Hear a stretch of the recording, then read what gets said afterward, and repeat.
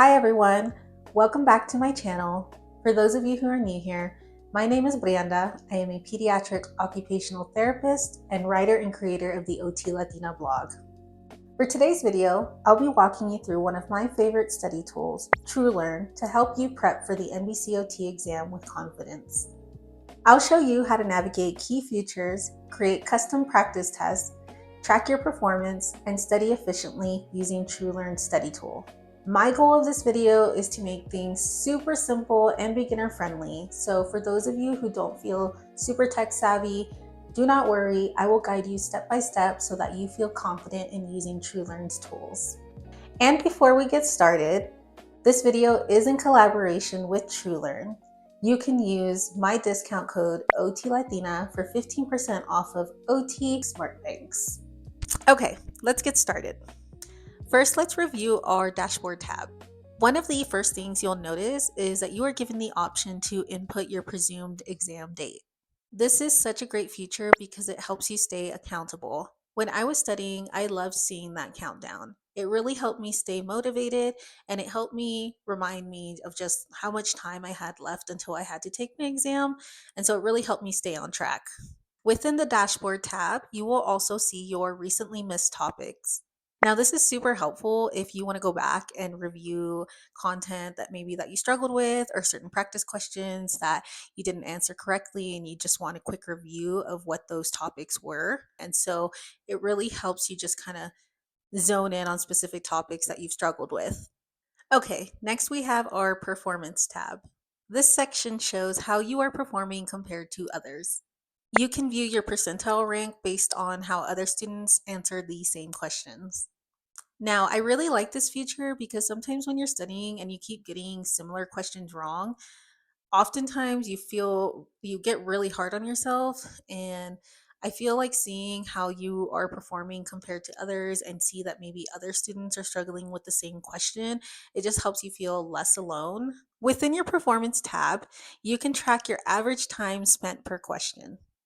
This is huge for time management because, as many of you may know, most professional exams are timed. For example, the NBCOT OTR exam is 180 questions over a span of 4 hours. So, learning how to pace yourself and reviewing just how much time you have spent on each question helps you avoid running out of time on your actual exam. And it helps you because at the end of your exam, once you've completed all questions, it'll give you more time to review any flagged questions. Now, let's go over how to create a practice test. Now, personally, this is where I think TrueLearn really shines. So let's review a few things. So first you have your test basics. So this is where you will name your practice test, choose how many questions you want on your practice test, and choose the mode. So this includes timed, untimed, or tutor mode.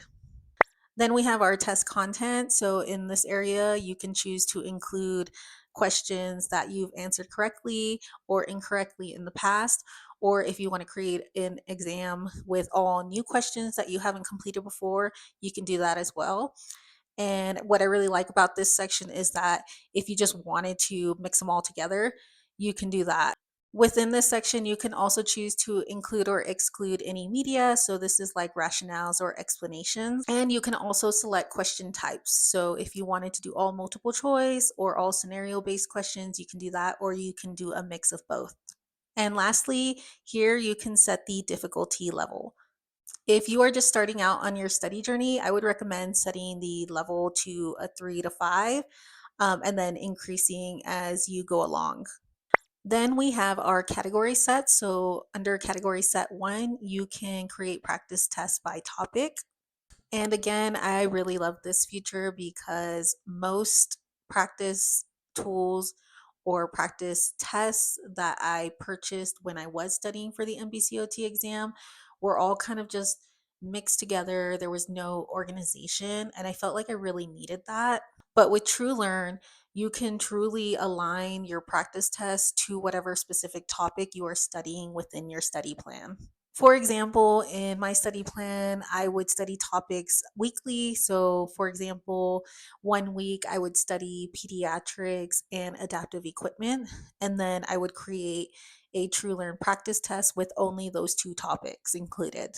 Now, this is a great way to reinforce what you've learned and pinpoint any weak areas that you may have. Then we have our category set 2. So within this set, you can create a practice test by domain. So this is a perfect feature if you are choosing to study the OTPF, if you're an OT student. Um, and it's a great way to just kind of zone in on just the domains. I know when I was studying for my exam, I had a section in my study plan where I just studied the OTPF. So this is a great feature to help you succeed in that area. So now that you have learned how to create a custom practice test, we'll go over some of the features you can use once you start your test. First, we have our note-taking icon where you can jot down some quick thoughts after each question. And this is great because you get to go back after each test and review any notes that you took. Then you can bookmark questions, and I like this because this is similar to how it is on the NBCOT exam, where you can flag questions during your exam if you're not too sure about the answer, and then you can go back and review at the end. Then, of course, you have your highlight text feature. So this is best for visual learners. I know I am a visual learner, so I need to highlight specific topics or specific wording that sticks out to me to really help me work through my questions. And then you have your strike through feature where you can strike through any options that you do not want to choose as your answer. And of course, my absolute number one favorite feature from TrueLearn are the rationales and explanations that are presented after you take your exam and go to review your questions.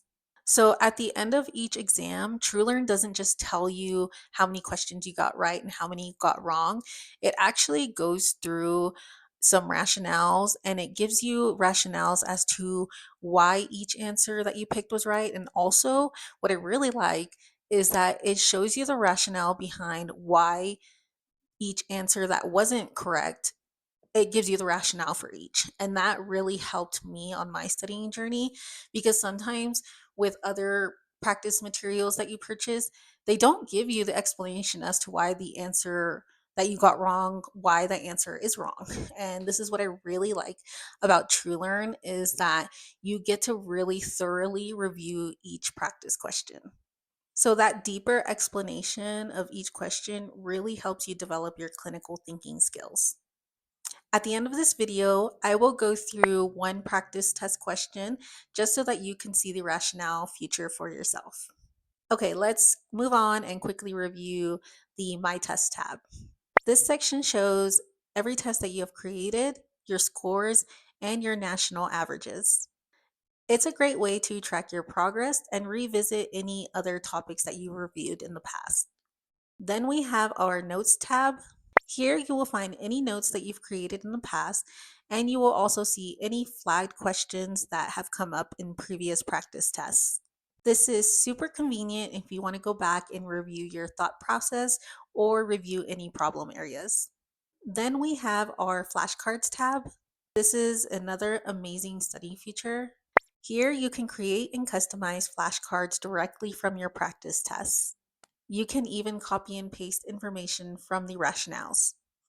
You can make single cards or you can make entire decks categorized by topic. This takes any missed questions that you may have had into some quick study material, which I really highly recommend doing. Then we have our question search tab. Within this tab, you can type specific keywords to find specific topics. For example, if I'm looking for splinting or cognitive rehab questions, I can just type in those words and it'll populate only questions that include those topics. This is super helpful if you are looking to focus on just one specific area and want more targeted practice. Okay, guys, so like I mentioned before in the video, I will be reviewing a practice test question from TrueLearn so that you can get a feel for what TrueLearn has to offer and so that you can see the rationale behind each question. So let's get started. An OT practitioner is working with a 42-year-old client who has chronic low back pain.